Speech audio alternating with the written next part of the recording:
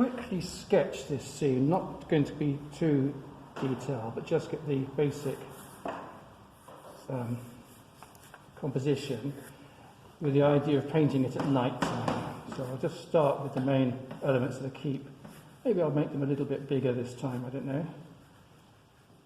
But it's just about keeping the structure of it and picking out the lights and darks. So I'm going to exploit the same things in this photograph and in this painting I've done of the photograph, but I'm going to change the lighting, but stick with the same direction of light so I can use the shadows. So there we go. We're going to put in a few of these outer walls. And there's, in the photograph actually, there's a nice aerial perspective. We're getting a softening from this hill to the next hill and so on. The colours change and I can still use that. If we're going to have it a snow scene at night, there's going to be all sorts of other factors which come into play. So let's just continue this outer wall, the outer bailey, past the gatehouse. And then there's the edge of a field with some trees, and then the gorse. So that's enough, as much as we need. So the first thing is a masking fluid job. So I've got masking fluid here with a soapy brush. So I put soap on my brush here, which means I can pick out these highlight parts of the castle with the masking fluid, and hopefully as soon as that's dry we can put the main colours on. You don't have to mask out everything. It's really, actually sometimes the bigger shapes you can avoid quite comfortably without having to mask them. So it's all about how much detail. And really the masking is only necessary where you're going to want to be putting a big wash across. If you're painting around things in detail, I often just leave gaps. So I don't... The moon's going in the top left-hand corner, is it? Sorry, the moon? Yeah, so we've got the light is behind us a little bit to the left, but I think we can have a moon in here because we could always have, depends quite, we'll see. But if we put a moon in over here, I'll just start off with a circle. And when I've painted what I call moonscapes, in other words, landscapes with moonlight, I try to get a bit of an aura. I mean, you'll notice there's an aura around that. Yeah, but I won't paint that with masking fluid. I'll create that in the colour, but I'll have to soften the edges of here. When we look at our nighttime photograph here, this one in particular, because the moon's coming out of clouds, we've got a lovely sort of glow in the clouds around it. I'm going to have the moon in probably not such a cloudy sky, but we'll see. What's nice about the moon here is the colours in the clouds, those sort of peachy colours, are very similar to the stonework, the colours of the stonework that I've already painted. So the other area to mask is just down in these gorse bushes here. If there was snow sitting on the tops of the bushes, we'd get little patches of light. So I'm just going to put in sort of more or less random, just following the approximate shape. And it's easier when you use acrylics because then you'll simply paint you can, indeed, yeah. You do it with the snow on it. On it, yes, that is a simpler direct order to do it in. We've also got a line of trees down in here, and so I'm going to just put in, not solid masking fluid, I'm just going to flick some over this with the side of the brush. Don't want to put too much on the brush, so I'm trying to just pick up the minimum, and just doing some hints of, so I'm picking up the texture of the paper. So the masking fluid is broken over the surface. So hopefully when it comes off, it will give a sparkle to these areas, because I want to create a fold in the hill where even with snow or some snow, it will go darker. So you've got to use your imagination. If this works, it'll be a miracle. But it's the principle that I'll try and establish. So that's all I need for the masking fluid. But I now need to wash that brush straight away. I'm not going to wash it in my water pot, otherwise I'll be adding it to my paint. So I just wash it in my palette, and it comes back perfect. So that was It's actually a synthetic brush, quite a nice one. But by soaping it, no issue at all with masking through it getting trapped in the hairs. So we're going to do a dark sky. I think I've got to wait a bit. I'll get some colours ready in the palette. I'll pause this. Yes, let's put some stars in the sky. So if you know your astronomy, you can do a few little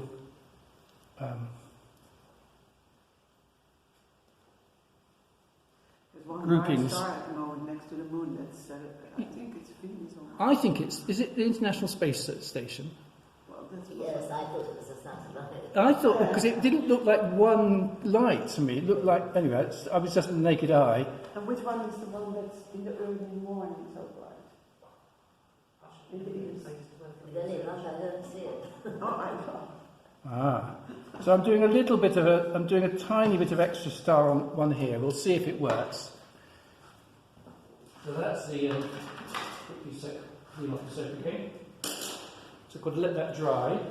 I'm mixing up indigo and ultramarine, and I'm going to, let's get lots of it, and I'm going to try and put it on as a really deep, intense wash. So get that ready. And when I'm mixing, by the way, from pan colours, I find you need to use a springy brush, like a sable brush or a synthetic brush, to get the colour out. The Chinese brushes that I like to put it on with are too soft to get enough colour.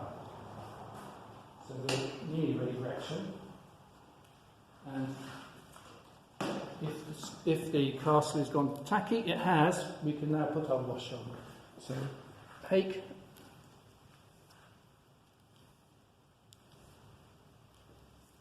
and I'm going to tilt this over a bit, just to start with.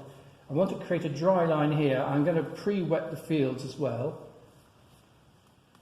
So I get a sort of graduation, but I want to create a dry line at the top of the hills so the sky doesn't run into it. So I'm just going to wipe that with the tissue so it doesn't puddle there. And now we can get the colour on. If you're trying to do a flat wash, I quite like to use a flat brush. So I'm using a nice wide brush. That's indigo.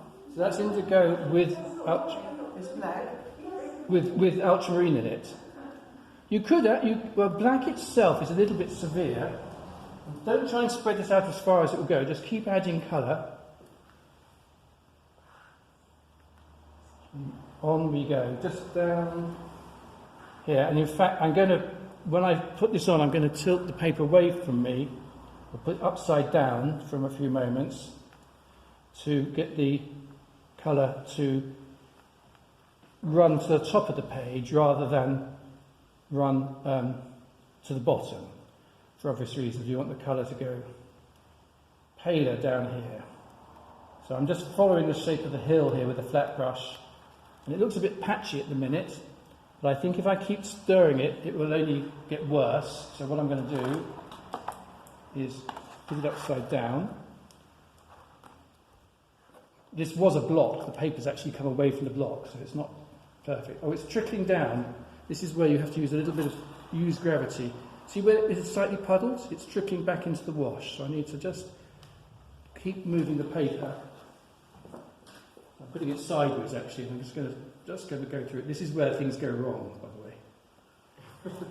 Because you try to work the wash when it's started to dry.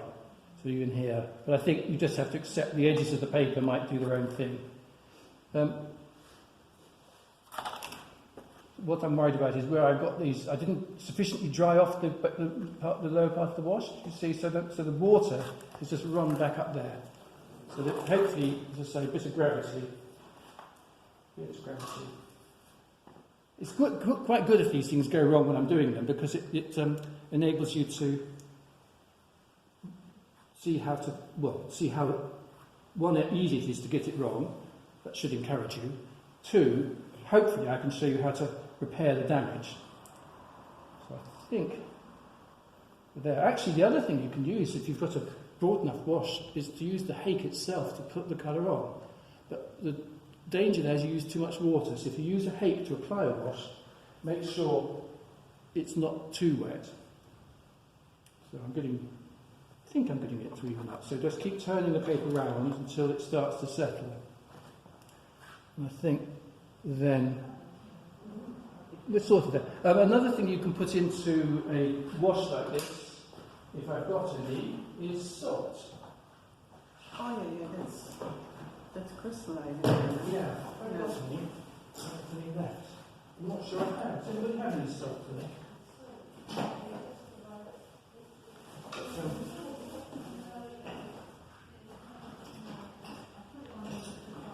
I can't find them out. Never mind.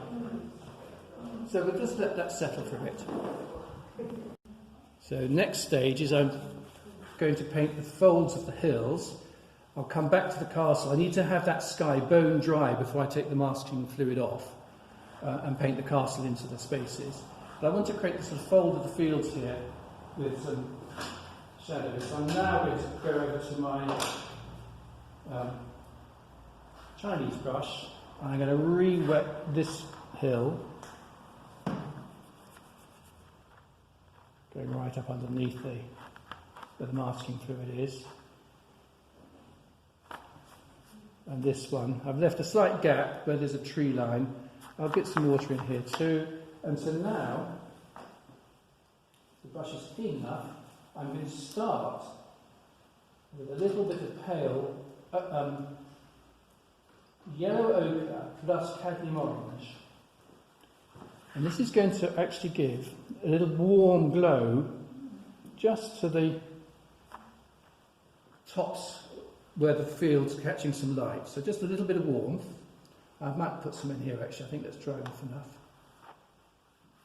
And that will go quite pale. And then you've got this purpley colour mixed with indigo, ultramarine like the sky, but plus a little bit of rose madder. And this is going to give a lovely dark shadowy colour. So I'm putting it at the base of this hill, letting it run down to my tree line. I'm going to just flatten the paper over a tiny bit more. And I think what I'll do is take a second brush, second Chinese brush. It's just damp, but with no colour on it. To spread this colour out softly. So I want to have put the colour on with one brush and spread it with another, just to sort of get a graduated shadow going down that hill. There we go. And then I'm going to do the same down here. And then I'm going to do the same in here.